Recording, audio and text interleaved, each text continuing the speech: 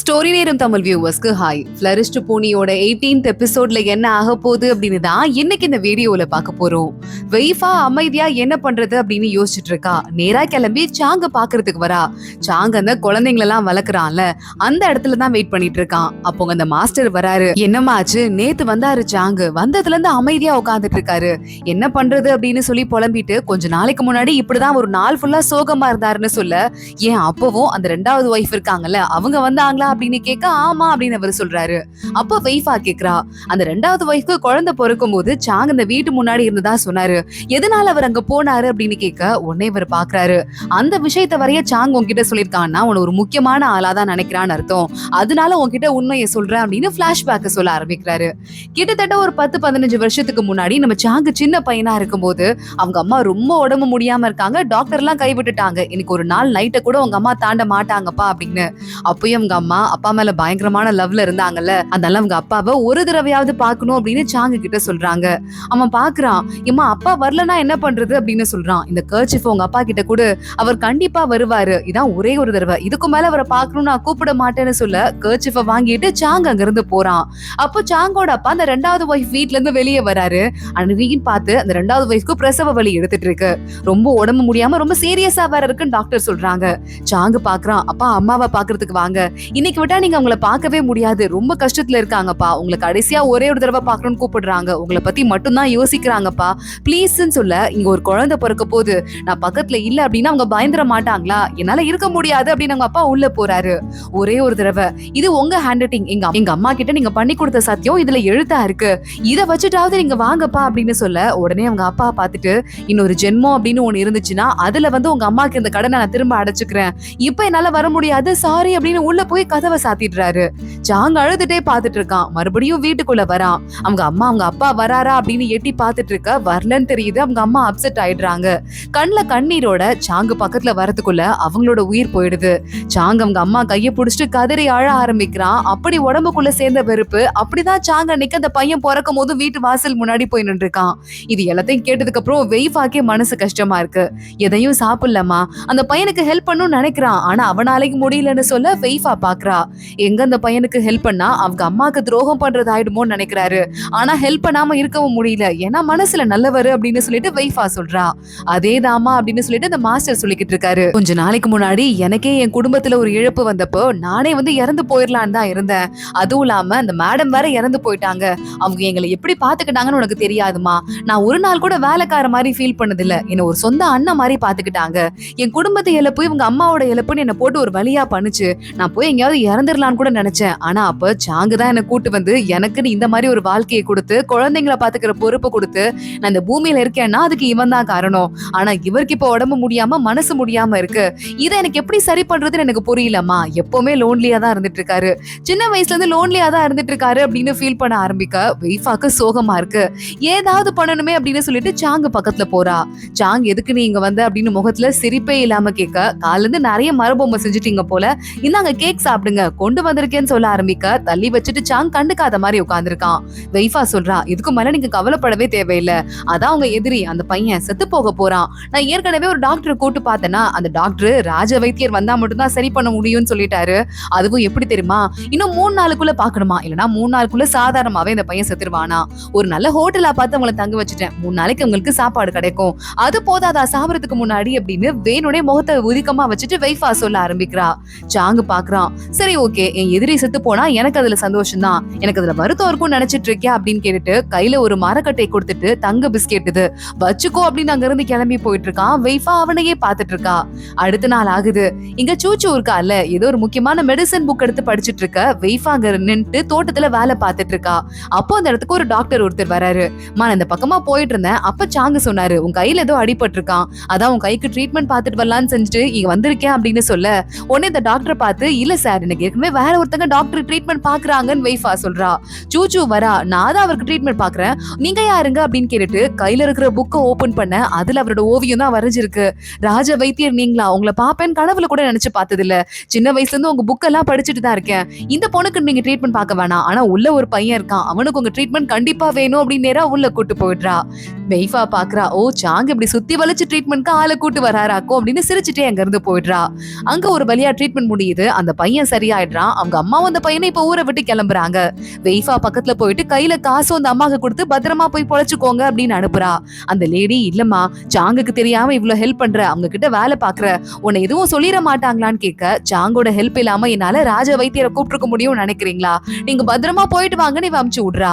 கரெக்டா அப்போ சாங்கோட அசிஸ்டன்ட் வந்து, நீ நிறைய காசு போட்டு ஹெல்ப் பண்ணிட்டீங்களா, நீங்க ஏற்கனவே ஒரு கஞ்ச பிஸ்னாரியா பணத்தாசை பிடிச்சவங்களாம், அதான் அந்த ட்ரீட்மெண்ட்கான செலவெல்லாம் சேர்த்து 10 மடங்கா திருப்ப கொடுக்க சொல்லி சாங்க உத்தரவு போட்டாருன்னு சொல்ல, ரொம்ப சந்தோஷம் வாங்கிக்கிறேன்னு அதை வாங்கிக்கிறா. உங்க பாஸ் எங்க இருக்காருன்னு வைஃபா கேட்க, என் பாஸ் இருக்கிற இடத்த சொல்றேன், ஆனா அதுக்கு முன்னாடி உங்களுக்கு ஒரு தேங்க்ஸ் சொல்றேன், வேற யாராலையும் இந்த பிரச்சனையே இப்படி சமாளிச்சிருக்க முடியாது, இப்ப அவருக்கு குற்ற உணர்ச்சியும் கிடையாது, துரோகம் பண்ண எந்த எண்ணமும் கிடையாது, ரொம்ப தேங்க்ஸ் அப்படின்னு சொல்ல, பாவம் சின்ன வயசுல இருந்தே நிறைய கஷ்டத்துல அனுபவிச்சுட்டா இப்படிதான் சில சமயம் என்ன முடிவெடுக்கிறதுன்னு தெரியாம போயிரும், எனக்கு தேங்க்ஸ் எல்லாம் சொல்ல வேண்டாம், நான் ஒரு சாதாரணமான பொண்ணுதான், எனக்கு என்ன தோணுச்சோ அதை பண்ண அப்படின்னு வெய்ஃபா அங்க இருந்து கிளம்புறா.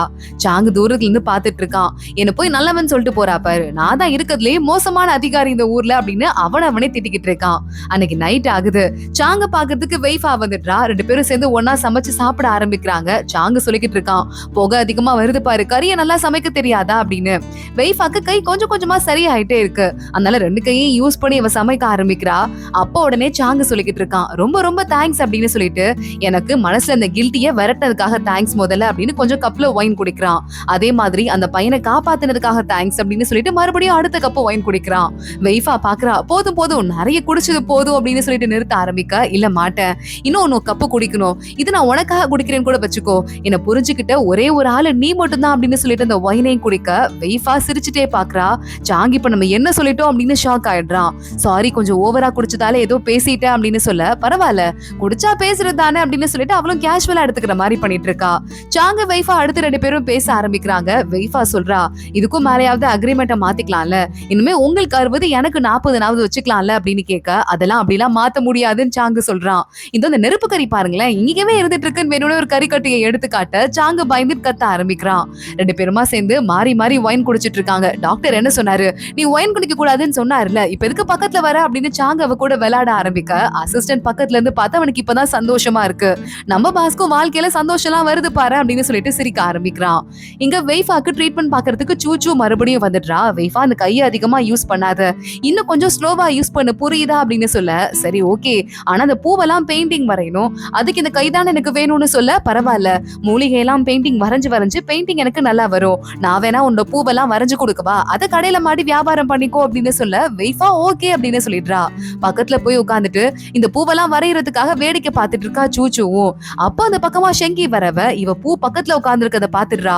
உரம் கொண்டுதான் வந்துட்டு இருக்கா. அப்பதான் ஷெங்கி வேகமா ஓடி போயிட்டு, இவ எதுக்கு பூ பக்கத்துல வந்து உட்கார்ந்துருக்கா, இதெல்லாம் தான் நம்ம விலை விற்க போறோம் அப்படின்னு இவ பார்த்து அவங்க அப்பா கிட்ட சொல்லிட்டானா நமக்கு எவ்வளவு பெரிய ஆபத்து வந்துரும், நம்மளால அப்புறம் விற்க முடியாம போயிடும், அவங்க நிறைய வித்துருவாங்க அப்படின்னு அந்த பொண்ணு ஏதேதோ சொல்ல, வெய்ஃபா பாக்குறா, அப்படின்னு திடீர்னு முடிவு பண்ணி விற்க முடியுமா, யாராலையும் முடியாது, கொஞ்ச நாள் ஆகும் பூவெல்லாம் வளர்றதுக்கு, இத பத்தி பயப்படாத, அவ பெயிண்டிங் தான் வரைய போயிருக்கான்னு சொல்ல, எனக்கு என்னமோ அவளை நம்பலான்னு தோணவே இல்லைன்னு ஷெங்கி சொல்றா.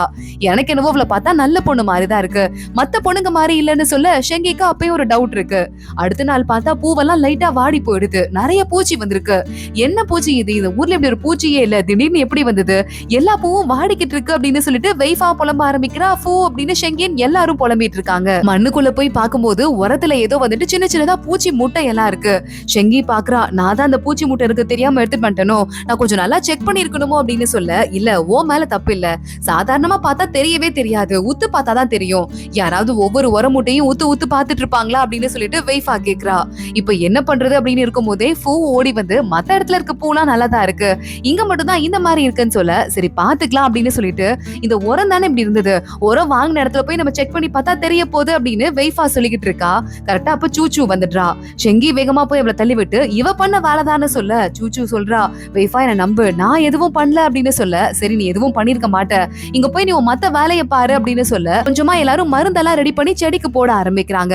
இந்த வேலையை நான் பாக்கவான்னு சூச்சு கேட்க, வெய்ஃபா ஓகேன்னு சொல்லிடுறா. அவளும் நம்பி கொடுக்கறாளேன்னு வேலையை பார்த்துட்டு இருக்கா. ஆனா ஷெங்கிக்கு இன்னும் சூச்சு மேல நம்பிக்கையே வரல. ஒரு காஃபி கூட கொடுக்காம முறைச்சிட்டு இந்த பக்கமா போயிட்டு இருக்கா. அவளை பத்தி தப்பா எடுத்துக்காத அப்படின்னு அவளை ரூம்குள்ள கூட்டு போயிட்டு வெய்ஃபா சொல்றா, உங்க ஃபேமிலில இருந்து அப்புறம் மத்த ஆளுங்கெல்லாம் எங்களை போட்டு கொஞ்சம் பாடா படுத்திட்டாங்கிறதால எல்லாரும் கொஞ்சம் பயந்துட்டு இருக்காங்க அதான் அப்படின்னு சொல்ல, இல்ல பரவாயில்ல என்னால புரிஞ்சுக்க முடியுது அப்படின்னு சூச்சு சொல்றா. சூச்சு அவ பெயிண்டிங் எல்லாம் காட்ட ஆரம்பிக்க ரொம்ப அழகா இருக்கு. எல்லா பெயிண்டிங்கும் சூப்பரா இருக்குன்னு சொல்ல, சூச்சு உடனே எங்க அப்பாவை பத்தி நீ தப்பா எடுத்துட்டு இருக்கன்னு தெரியும், அந்த இடத்தோட தலைவர் தான், ஆனா அவர் ரொம்ப கெட்டவர்லாம் கிடையாது, யாரும் அவரை பத்தி பெருசா மோசமா பேசி கூட நான் பார்த்தது இல்ல, எங்க அப்பா இந்த விஷயத்தெல்லாம் பண்ணிருக்க மாட்டாருன்னு சொல்ல, உங்க அப்பா பண்ணிருக்க மாட்டாரு, ஆனா அசோசியேஷன்ல வேற யாராவது இருக்காங்கல்ல அவங்க பண்ணிருக்கலாம்ல அப்படின்னு வெய்ஃபா சொல்றா. அடுத்த நாள் பார்த்தா அந்த உரம் கொண்டு வருவான்ல, அவன் கொண்டு வர உரத்துல இந்த பூச்சி மூட்டையெல்லாம் கலந்துருக்கு. இத பார்த்துட்டு வெய்ஃபா நல்லா கையும் களவுமா அவனை புடிச்சிடுறா. யார் சொல்லி இந்த வேலையை பார்த்த, உன் மேல போய் கம்ப்ளைண்ட் பண்ணவா அப்படின்னு கேட்க அவன் காலில் விழுந்துடுறான். சொல்லிடுற மேடம் என்ன ஒண்ணும் பண்ணிடாதீங்க மேடம் அப்படின்னு கத்த ஆரம்பிக்கிறான். வெய்ஃபா நேரா அவர் ஒரு ஹோட்டல்ல போய் வெயிட் பண்ண ஆரம்பிக்கிறா. இந்த கடைக்கு சூச்சு வேணும்னே அவங்க அப்பாவை வாலண்டியரா கூட்டு வரா. என்னம்மா என்ன கடைக்கு இன்னைக்கு அதிசயமா கூட்டு வந்திருக்கன்னு அவங்க அப்பாவும் கூட வராரு. அப்ப ஆப்போசிட்ல வெய்ஃபா வர அதை பாத்துடுறாரு அவங்க அப்பா. என்னம்மா இந்த பக்கம் வந்திருக்கீங்க அப்படின்னு கேட்க, இல்ல சார் சந்தோஷமாலாம் வரல சார், என் செடியெல்லாம் ஒரே பூச்சியா வந்துருச்சு, அதான் சோகமா தான் இங்க வந்திருக்கேன் அப்படின்னு வெய்ஃபா சொல்லிட்டு நேரா உள்ள போயிட்டு இருக்கா. உரத்துல யாரோ பூச்சி மூட்டையெல்லாம் கலந்துட்டாங்க அப்படின்னு சொல்லிட்டு இதை கேட்டுட்டு அவங்க அப்பாவுக்கு ஒரு மாதிரி ஆயிடுது. நேரா தனியா ரூம்குள்ள போறாரு. கரெக்டா அந்த ரூமுக்கு முன்னாடி இன்னொரு ரூம் இருக்கு. அதுக்குள்ள இருந்துட்டு இவங்க அப்பாவோட அசிஸ்டன்ட், அதாவது இந்த இடத்தோட துணை தலைவன் இருப்பான்ல இந்த கமிட்டிக்கு, அவன் பேசிட்டு இருக்கான். உன்னால ஒரு பூச்சி முட்டையை கூட ஒழுங்கா கலக்க முடியாதாடா, அவங்க நேரம் அழிஞ்சு போயிருக்க வேண்டாமாடா அப்படின்னு கேட்டு இருக்க. சூச்சுவோட அப்பா உள்ள போயிடுறாரு. அட பாவி, அந்த பொண்ணோட பூவெல்லாம் நாசமாக்குனது நீதானா, நம்ம எல்லாமே பூ வளர்க்குறவங்க, இன்னொரு பூவை அழிக்கிறது தப்புன்னு உனக்கு தெரியாதா அப்படின்னு கேட்டுட்டு இருக்க. வெய்ஃபா நல்லா மாட்டினியா அப்படின்னு அவளும் உள்ள போறா. வெய்ஃபா பாத்துட்டு இருக்கா. இவர் மேல கம்ப்ளைண்ட் கொடுத்தா இவரால இனிமே பூவே வளர்க்க முடியாதுல்ல சார், நான் கம்ப்ளைண்ட் கொடுக்கறதுக்கு ரெடியா இருக்கேன் சார் அப்படின்னு சொல்ல, அந்த ஆளு காலில் விழுந்துடுறான். ப்ளீஸ் ப்ளீஸ் என்ன விட்டுருங்க, நான் வந்து மன்னிப்பு கேட்டுக்கிறேன், உங்களுக்கு எவ்வளவுலாம் டேமேஜ் வந்துச்சோ அதோட 10 மடங்கு காசை திரும்ப கொடுத்துடுறேன், என் வாழ்க்கையும் என் குடும்பத்தோட வாழ்க்கையும் அழிச்சிடாதீங்கன்னு சொல்ல வெய்ஃபா பாக்குறா. ஒரு காசுக்கும் 10 மடங்கு காசு எனக்கு திரும்ப வந்தே ஆகணும், நான் இங்க வாழதான் வந்திருக்கேனே தவிர அடுத்தவங்களை அழிக்கிறதுக்கு இல்ல, உன்னை போனா போதுன்னு ஒரு தடவை விட்டுட்டு போறேன் அப்படின்னு சொல்ல, அவங்க அப்பா பாக்குறாரு சூச்சுவோட அப்பா, இந்த இடத்துக்கு துணை தலைவனா இருக்கிற பொறுப்பே உனக்கு இனிமே கிடையாது அப்படின்னு சொல்லிடுறாரு. வெய்ஃபாவை, சாரிமா எங்க பொண்ணுங்க செய்யறதுனா கொஞ்சம் விதிகள்லாம் ஸ்ட்ரிக்டா தான் இருக்கு, என்னால ஒரே நாள்ல மாத்த முடியாது, ஆனா நான் மாத்துறதுக்கு ட்ரை பண்றேமா அப்படின்னு சொல்ல, ரொம்ப தேங்க்யூ நான் பாத்துக்கிறேன் சார் அப்படின்னு சொல்லிட்டு அவங்க வந்து அமைதியா கிளம்புறா. நல்ல பொண்ணா இருக்காளேன்னு சூச்சுவோட அப்பாவும் பாத்துட்டு இருக்காரு. அதோட தான் இந்த எபிசோட் முடியுது. அடுத்தடுத்து என்ன ஆக போது தொடர்ந்து பார்க்கலாம். இந்த வீடியோவை லைக் பண்ணிக்கோங்க, மறக்காம நம்ம சேனலுக்கு சப்ஸ்கிரைப் பண்ணிட்டு பெல் ஐக்கனையும் கிளிக் பண்ணிக்கோங்க. அடுத்த வீடியோல பார்க்கலாம். அது வரைய பாய்.